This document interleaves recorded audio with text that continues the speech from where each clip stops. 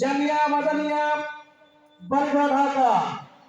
এ পর্যায়ে মূল্যবান বক্তব্য পেশ করবেন আজকে মাহফিলের সম্মানিত দ্বিতীয় বক্তা হাফেজ মাওলানা আব্দুল আলিম, জামিয়া মাদানিয়া বালিগঞ্জ ঢাকা।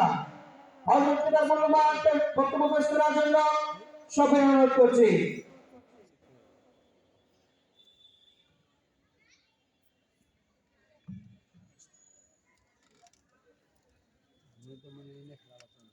السلام عليكم ورحمة الله وبركاته. الحمد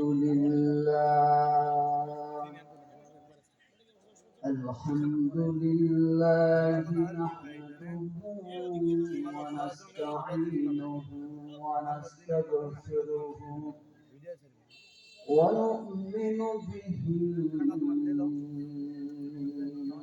ونتوكل عليه ونعوذ بالله من شرور أنفسنا ومن سيئات أعمالنا. من يهده الله فلا مضل له ومن يضلله فلا هادي له. ونشهد أن لا إله إلا الله وحده لا شريك له.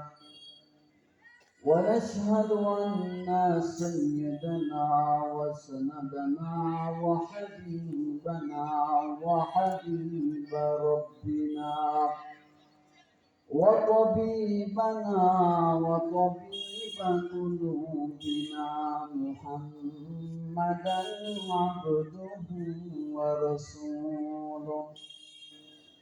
فقد قال الله تعالى في